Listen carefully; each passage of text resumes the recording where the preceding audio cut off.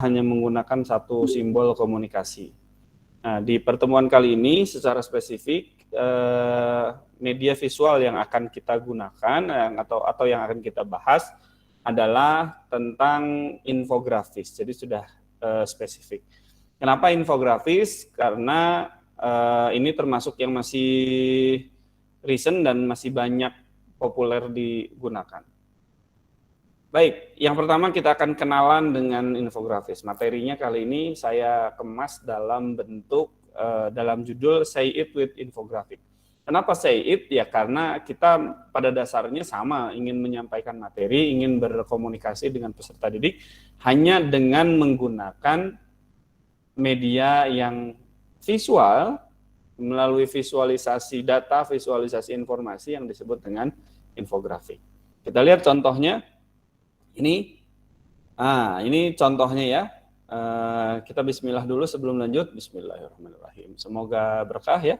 Kemudian say. Ini say ya, artinya say, bukan kata panggilan terhadap orang yang disayangi, itu mas say. Kemudian ini juga mengingatkan ya, barangkali ada yang insomnia, ini nama mata kuliah kita. Warna kuning ini kata Wikipedia warna cahaya yang memberi rangsangan pada sel kerucut merah dan hijau, tetapi tidak pada sel kerucut biru.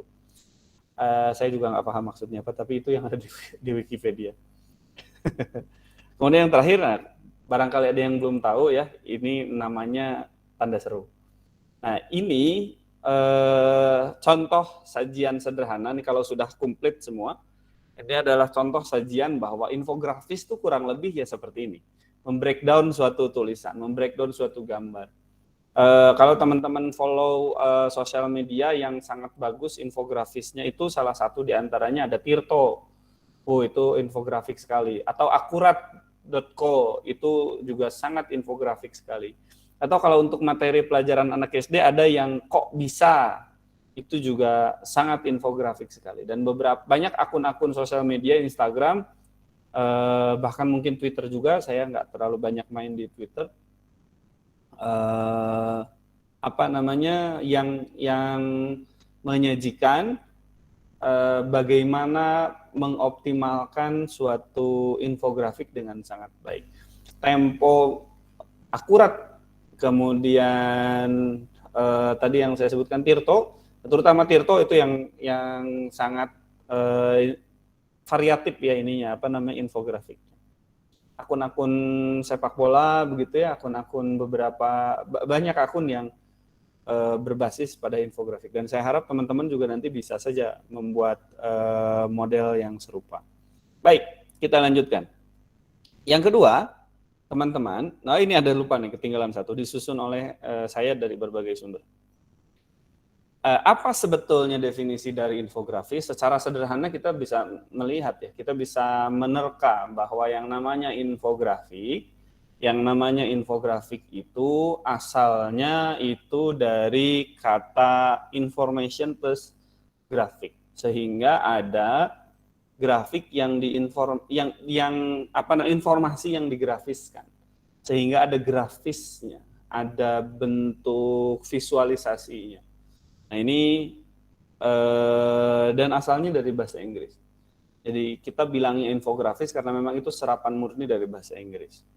Secara spesifik, houseofinfographics.com menyampaikan bahwa infografis adalah visualisasi yang ada data dan informasinya. Tapi data dan informasinya juga diharapkan kompleks. Karena memang itu karakteristik khusus ya, walaupun tidak semua infografik isinya adalah kompleks, tapi memang ada data dan informasi tertentu yang disertai dengan visualisasi. Sehingga harapannya audiens dapat memahami dengan lebih mudah dan lebih cepat. Jadi ini definisi dari infografis. Secara umum kita bisa simpulkan bahwa yang namanya infografis ya visualisasi data dan informasi lah begitu ya. Jadi ada data dan informasi kemudian kita visualisasikan atau kita tambahkan visualisasi. Berikutnya, komponen infografis, teman-teman ini catat betul. Karena apa? Karena nanti ya seperti biasa teman-teman akan bikin infografis dan ini sifatnya individual. bikin infografis itu ada komponennya. Komponennya secara umum ada 5. Kita akan lihat satu persatu. Yang pertama adalah judul. Dalam suatu infografis, judul itu punya peranan penting. Ini biasanya dibuat dalam bentuk yang stand out, yang yang sangat menonjol. Kenapa? Karena memang tujuannya judul ini dibaca pertama kali. Catat nih sama teman-teman ya, ini tidak ada di materinya. Jadi dalam empat komponen grafis, ini ada 4 ya, saya majukan ke kamera supaya lebih terlihat. Dalam 4 komponen grafis, atau prinsip-prinsip pengembangan media grafis, yang pertama ada yang disebut dengan empasis. Empasis itu penekanan. Yang kedua itu adalah sequence. Sequence itu urutan baca. Jadi kalau teman-teman mau bikin media grafis, termasuk salah satunya slide PowerPoint, atau infografis, atau poster, dan lain-lain, itu ada urutan sajiannya. Dari mana sih sebetulnya seharusnya audiens itu melihat sajian materi? Yang ketiga tuh kemudian ada balance. Ada keseimbangan, ada yang simetrik dan ada yang asimetrik. Dan yang terakhir itu ada unity atau ada kesatuan. Saya terangkan satu persatu. Yang pertama, emphasis. Apa itu sebetulnya emphasis? Ini lagi-lagi tidak ada di sajian PPT-nya. Ini tambahannya. Apa itu emphasis? Emphasis itu penekanan. Jadi teman-teman kalau bikin suatu media grafis, teman-teman tuh menekankan pada bagian mana? Bagian mana yang teman-teman ingin tekankan? Informasinya apa? Kalau misalkan informasi tentang vaksin, berarti biasanya yang penekanannya itu pada vaksinnya.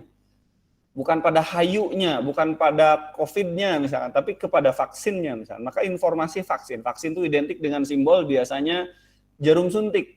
Maka suntikan itu kemudian biasanya dibuat stand out, dibuat menonjol.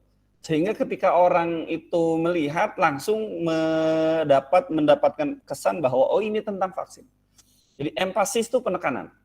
Penekanan ini biasanya dilakukan dengan berbagai macam cara. Bisa dengan membuat ukuran, membedakan ukuran. Sebentar ya, saya coba upayakan supaya ada visualisasinya. Nah, ini saya coba supaya teman-teman lebih kelihatan. Jangan di situ. Saya coba di sebelah mana ya? Tadi di sini ya. Oke, di sini. Ngeri juga soalnya saya ini.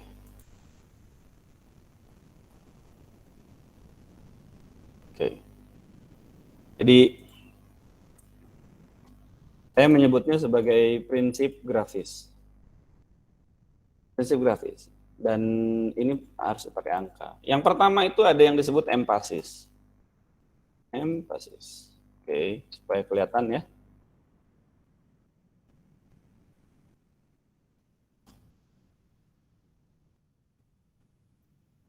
Ini juga sama biar kelihatan.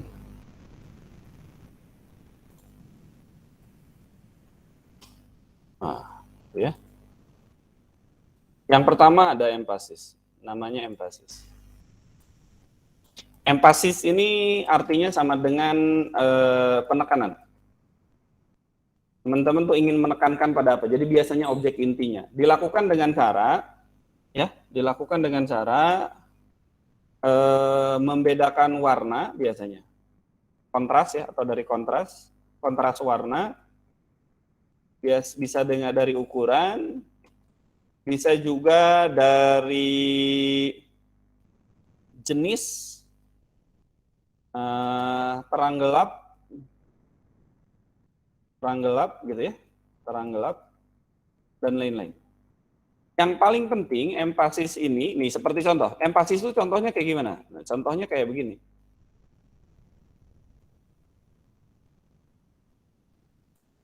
Nah, ini empasis namanya. Sorry.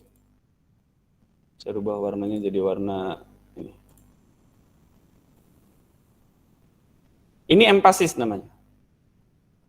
Ketika misalkan shape-nya saya rubah, misalkan jadi warna yang berbeda, nah ini. Empasisnya ada di sini, ada di tulisan empasis. Sudah mau ukurannya dibuat berbeda, kemudian dia all caps misalkan, yang lainnya kan hurufnya kecil-kecil. Dan background kuning ini juga kontras. Begitu.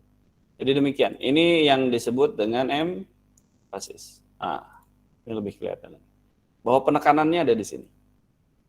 Yang kedua, teman-teman, ini ada yang disebut dengan bukan emphasis. Yang kedua itu tadi saya bilangnya ada sequence.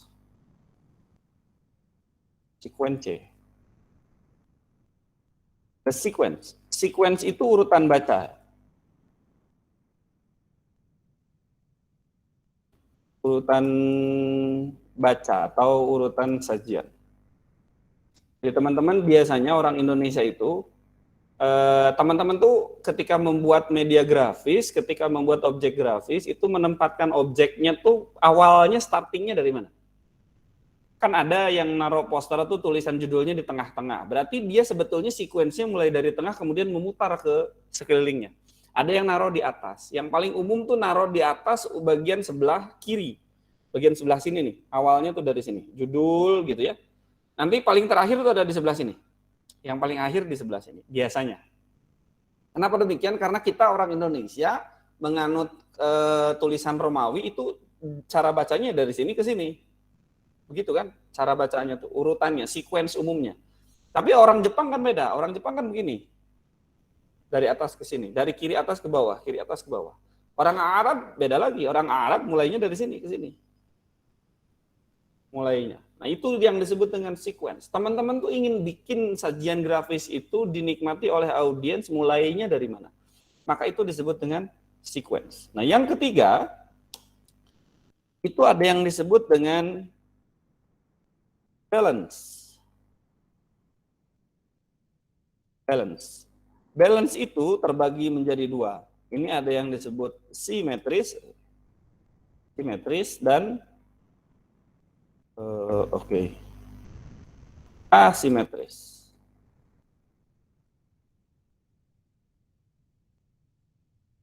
Ya, jadi ada yang simetris dan ada yang asimetris. Apa fungsinya? Biasanya kalau yang dibuat simetris, sajian grafis yang dibuat simetris itu biasanya untuk kepentingan yang formal. Kalau yang asimetris itu agak sulit. Jadi saya coba ya sajikan nih contoh ya. Kalau untuk simetris dan asimetris memang harus ada ilustrasinya. Kita coba buka Google. Kebanyakan, ini aja poster. Nah, teman-teman, perhatikan sajian yang ini ya. Poster yang ini, ini adalah poster yang simetris. Kenapa simetris? Artinya ketika kita mengimajinasikan bahwa poster ini dibelah dua, ini bisa sama persis. Antara bagian sebelah kanan ya, bagian sebelah kanan ini jika ditarik garis tengah, ini proporsinya kurang lebih sama. Yang ini pun simetris. Ini segini simetris. Ini simetris nih. Ini simetris. Ini simetris. Mana contoh yang asimetris? Ini asimetris. Ini asimetris. Contoh yang asimetris. Asimetris itu kalau dibagi bagian tengah, kemudian kita lipat, proporsinya itu tidak sama. Biasanya ini cenderung lebih tidak formal. Untuk hal-hal yang lebih tidak formal. Contoh yang asimetris lagi, poster yang ini masuknya sebetulnya simetris nih yang ini. Yang rata-rata simetris ya. Ini juga simetris, ini juga simetris, ini sangat, nah ini infografis yang sangat simetris. Yang ini simetris. Ini masih simetris. Nah, ini tidak simetris. Ini tidak simetris. Itu tidak simetris, kemudian kalau ini penuh sekali, kalau ini sangat simetris. Ini simetris ya, rata tengah. Yang ini yang paling mudah tuh poster film. Yang paling memudahkan ya teman-teman untuk membedakan mana yang simetris, mana yang asimetris. Ini poster film yang simetris. Ini poster film yang simetris. Ini poster film yang sangat simetris. Itu poster film yang sangat simetris. Yang asimetris yang seperti apa? Contohnya yang asimetris, kebetulan ini simetris semua ya.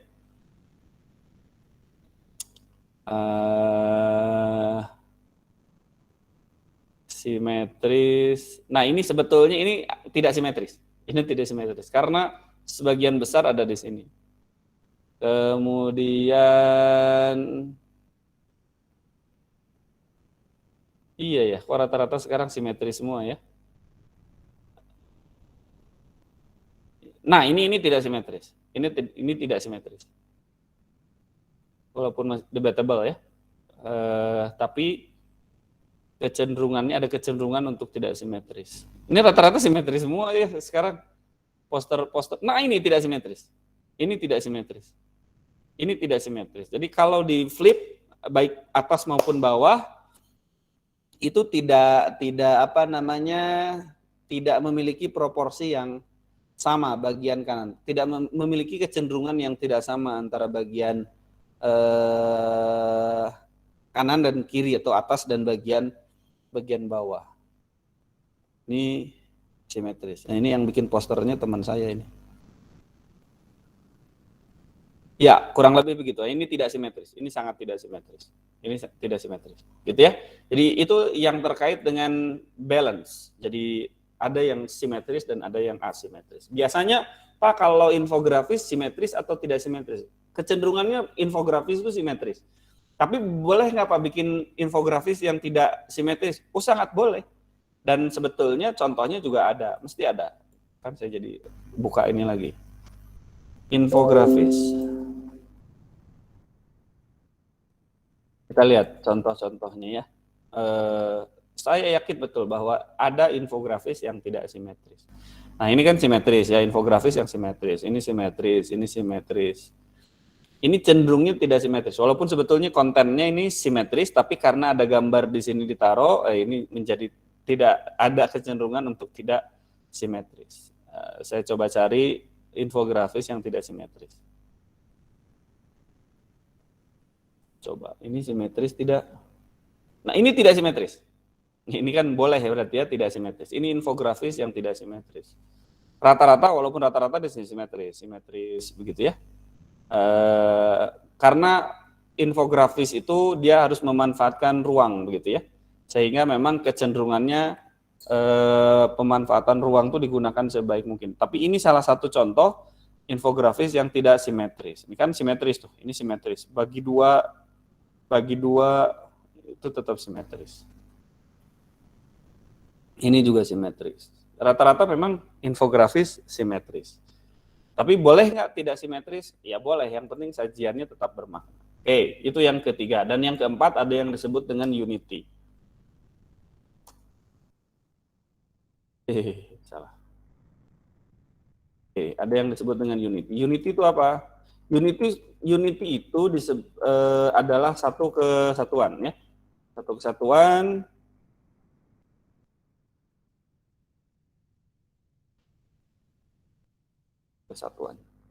objek atau informasi atau data. Nah, kenapa disebut unity? Karena unity itu memperlihatkan kenapa kok antara tulisan ini, contohnya, dengan tulisan yang di bawahnya ini harus dipisah. Antara tulisan judul dengan tulisan kotak warna kuning ini harus dipisah.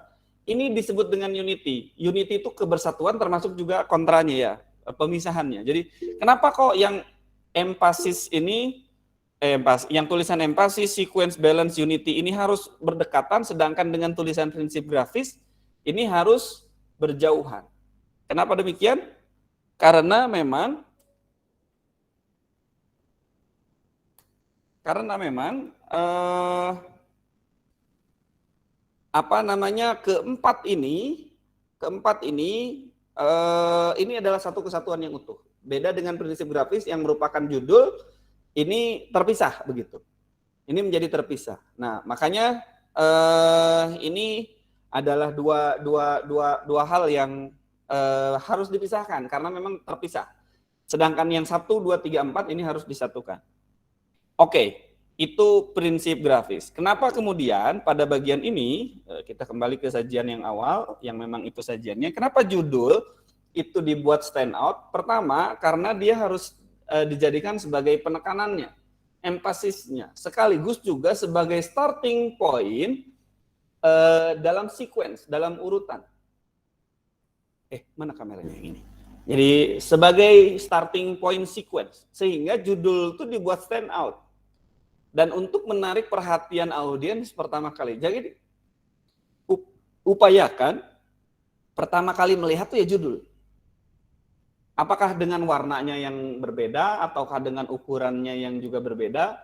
Ya jangan kecil sendiri, karena kecil sendiri itu tidak menarik perhatian. Tapi tentu lebih besar sendiri atau kontrasnya paling tinggi dan lain sebagainya. Yang kedua, pakai kata pengantar. Kata pengantar dalam infografis itu penting karena ini yang mengantarkan konteks infografis yang kita sajikan. Yang ketiga adalah informasi verbal. Informasi verbal itu ya kayak tadi label. Ini kan verbalnya nih. Judul, kata pengantar ini verbalnya. Visual, sumber atau kredit ini verbalnya. Jadi mesti ada verbalnya. Jangan sampai tidak ada verbalnya sama sekali. Karena memang infografis itu salah satu tujuannya untuk dibaca. Yang ketiga, walaupun jangan terlalu banyak verbalnya, karena kalau terlalu banyak bukan visualisasi nanti. Informasi visual, nah ini sajian utamanya, yang jadi utamanya itu ini, visualisasinya. Teman-teman harus pinter-pinter memilih visual. Dan karena ini sajian utamanya, visualisasinya, maka teman-teman harus lihat-lihat referensi infografis yang lain. Dari pengalaman saya menilai infografis hasil karya teman-teman mahasiswa itu, mereka salah satu kekurangan paling besar itu kurang referensi. Artinya belum banyak melihat hasil karya orang lain dan mencoba untuk menconteknya begitu. Supaya kualitas teknis kita bagus itu salah satu cara yang paling banyak disarankan adalah melakukan ATM. Ada yang tahu ATM itu apa? Ada yang tahu ATM itu apa? Amati, tiru, modifikasi. Jadi kalau misalkan teman-teman mau ahli dalam suatu skill tertentu, grafis misalkan, video editing misalkan, ATM saja. Cari satu infografis, contek begitu. Dengan konteks yang teman-teman berbeda. Maka biasanya semakin cepat teman-teman menjadi mahir. Yang terakhir adalah sumber atau kredit. Nah ini tidak kalah penting. Kenapa? Banyak sekali ketika saya minta teman-teman mahasiswa bikin poster, bikin infografis, itu tidak diberikan sumber atau kredit. Sumber itu sumber informasinya dari mana, kredit itu kreditnya untuk siapa. Contoh yang buat nih siapa. Kalau teman-teman yang buatnya, ya sebutkan teman-teman. Tapi akan lebih elegan lagi misalkan teman-teman menyebutkannya itu dengan menggunakan logo. Cukup dengan logo, teman-teman jadi bisa lebih, lebih bisa elegan menyampaikan tanpa harus nyebutin merek. Ini komponen infografis. Kita lihat contohnya. Nah ini contoh infografis dengan template yang saya ambil dari freepik.com. Ini komponennya harus lengkap nih. Saya contek ya. Saya contek nih polanya hampir sama seperti ini nih. Ada 5 komponen. Ini kan titik-titik, dot-dot-dotnya ya. Yang pertama itu ada judul.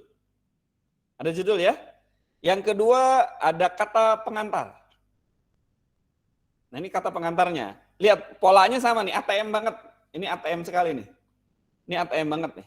Ini pola ini dengan pola ini sama nih. Cuma saya modifikasi warna aja.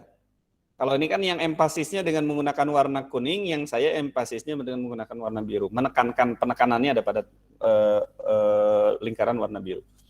Kemudian ada informasi verbalnya. Ini kan tulisan-tulisan dibaca ya. Ini tulisan-tulisan verbal. Kemudian juga ada visualisasinya, informasi visualnya, dan yang terakhir ada kredit. Pak, kreditnya nggak kelihatan? Iya, ini kreditnya di bawah nih, nggak terlalu kelihatan bagian ini. Gitu. Itu kredit atau sumber atau acknowledgement. Nah, ini contohnya. Ini contohnya. Oke. Terakhir, tips langkah-langkah penyusunan infografis. Teman-teman kan sudah paham tentang Azure ya. Azure itu yang pertama kan analyze learner karakteristik, state objektif, kemudian select strategis. Nah, dalam penyusunan infografis teman-teman sudah sampai pada tahapan utilize appropriate technology. Dalam hal ini teman-teman menggunakan infografis. Apa yang pertama harus dilakukan? Pertama harus tentukan dulu pesan spesifik apa yang ingin disampaikan. Teman-teman harus riset dulu, mengumpulkan data dan informasi relevan yang dilakukan. Itu yang disebut dengan riset. Riset bukan riset menggunakan metodologi yang tertentu, tapi teman-teman ngumpulin data informasi. Kalau misalkan teman-teman mau menyampaikan tentang langkah untuk menyiapkan diri dalam masa new normal, apa betul cuma 5 langkah? Jangan-jangan ternyata sekarang di perkembangan terbaru sudah jadi 6 atau sudah jadi 7 yang relevan. Nah, jadi memang harus diriset dulu, dikumpulkan dulu. Kemudian setelah itu dirangkum dan dibatasi. Jangan sampai ternyata ketemunya 30, wah repot. Kalau 30-30-nya harus disampaikan dalam infografis terlalu banyak biasanya. Maka itu harus dibatasi. Yang kedua, konsep penyajiannya harus ditentukan, tema umum. Misalkan mau menggunakan tema tokoh tertentu misalkan.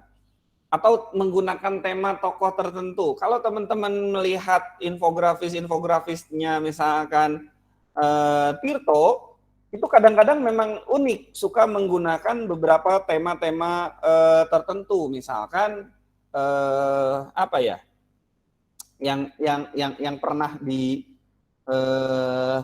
begitu ya, untuk karena memang Tirto ini informasi infografisnya juga agak cukup nakal. Kadang-kadang ada yang terkait dengan kritik-kritik tertentu. Saya misalkan ya, ini perlihatkan menggunakan yang kelihatan temanya tema tertentu, yang tematiknya kelihatan sekali.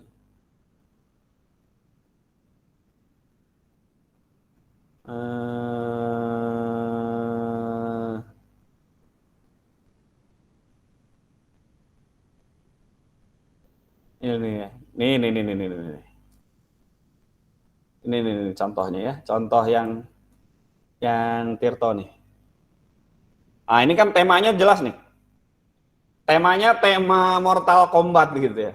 Adu kuat antara ininya apa namanya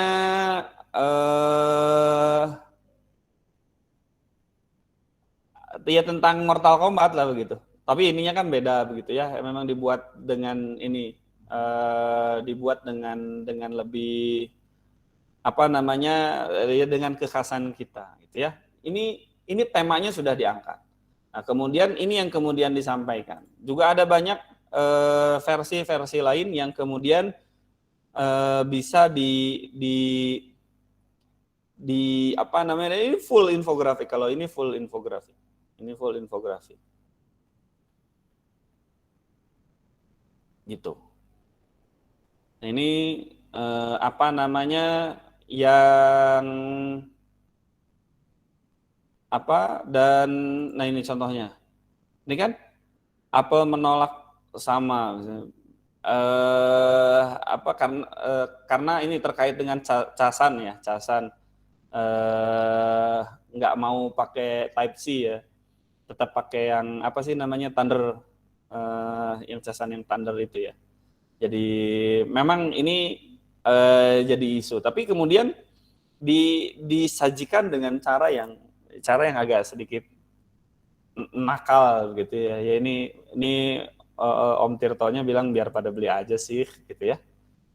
Itu sangat ya termasuk salah satu yang banyak. Nah ini juga contoh nih, kalau yang bapak-bapak mungkin paham nih.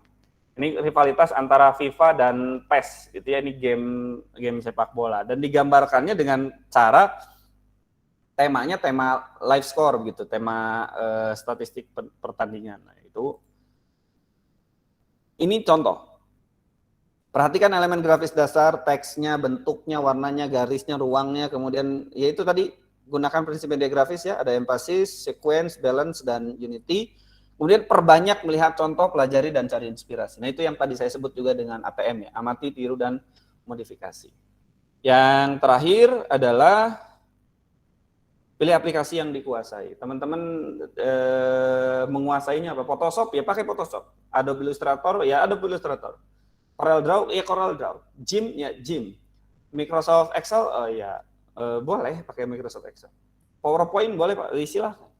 Jadi bebas. Teman-teman bisanya apa? Yang penting latihan bisa dengan menggunakan metode ATM yang tadi saya sampaikan. Saya pikir itu yang bisa saya sampaikan siang hari ini. Ada yang ingin ditanyakan? Tadi saya lihat ada yang reset.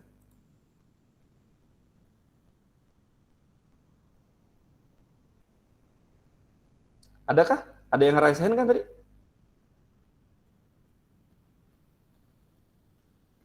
Serius, dokter? Ada yang ingin ditanyakan, teman-teman?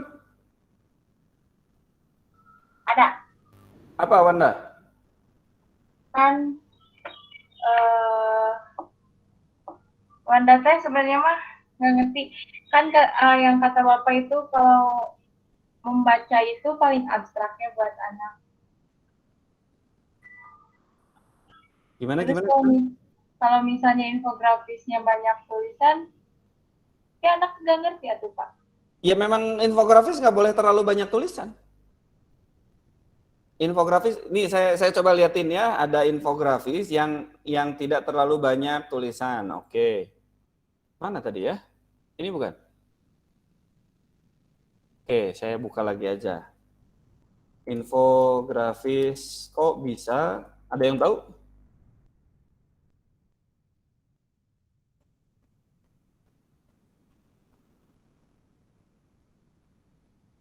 Oh, enggak ada di sini. Tidak ada di sini. Kok bisa? Nah, ini nih, yang kok bisa ini nih. Kok bisa tuh kok bisa yang ini nih. Nah, ini termasuk salah satu contohnya. Tapi memang kemasannya apa namanya? Eh, ya ini contoh yang bagus. Cukuplah segini. Ini contoh ya, contoh. Tidak terlalu banyak teks, tapi kan ini judulnya stand out. Kemudian ini di bawah ada identitasnya, ada acknowledgement-nya begitu. Kemudian juga ada visualisasinya dengan teks yang juga tidak terlalu banyak. Jadi ini bagus. Dan memang seharusnya begini. Gitu, Wanda. Jadi memang jangan terlalu banyak teks. Kalau infografis terlalu banyak teks ya nanti terlalu banyak bacaannya. Tapi lebih pada visualisasi. Contoh yang ini. Nah, ini kok bisa nih, keren sebetulnya kalau teman-teman buka yang versi aslinya itu. Ini keren. Nah, misalkan yang ini ya. Nah, ini yang tertinggal, ini yang maju. Kan kalau konteksnya seperti ini kan untuk memperlihatkan misalkan, nah ini, buku versus e-book. Kan nggak terlalu banyak tulisannya. Nggak terlalu banyak tulisannya. Atau yang mana ya?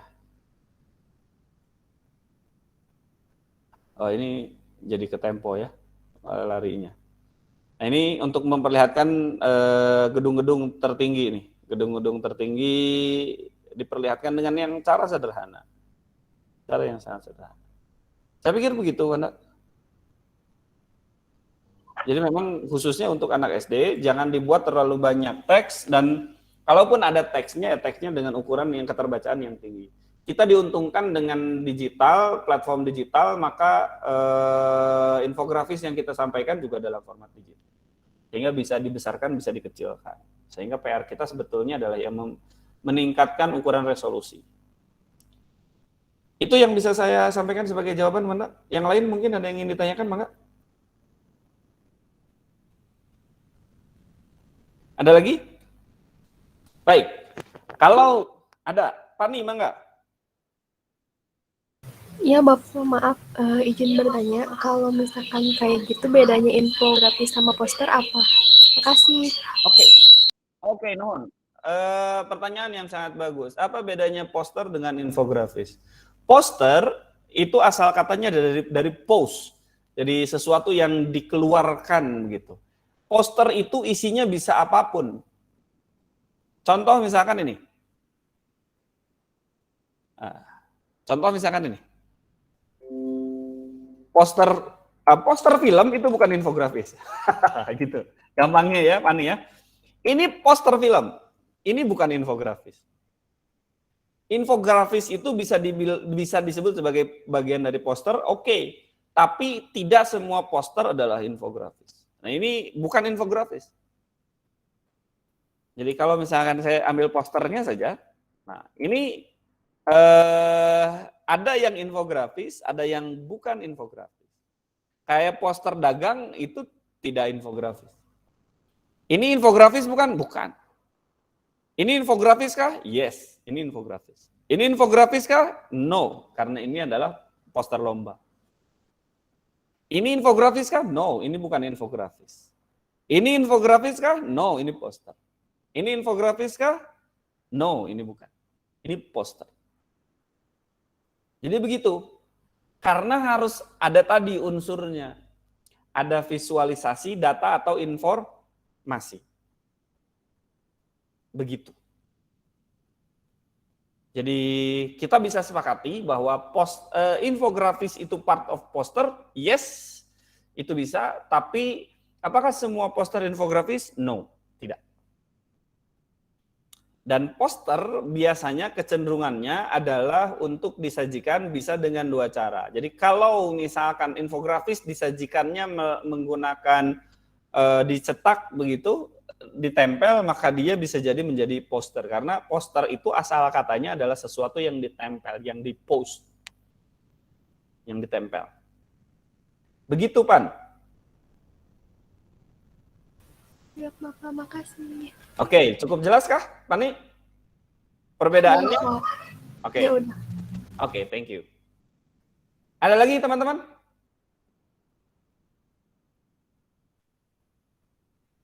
Baik, kalau tidak ada, saya mohon maaf, ini sudah hampir jam 2 ya. Saya seharusnya jam 1.30 ada yang lain. Saya ucapkan permohonan maaf, tidak bisa terlalu lama juga dengan teman-teman. Tapi pekan ini sepertinya saya hanya bisa dengan kelas B saja, tidak dengan kelas yang lain sangat tidak. Apalagi kelas ACD yang tadi pagi sudah terlewat. Terima kasih atas partisipasinya teman-teman. Semoga teman-teman diberikan kesehatan dan kekuatan.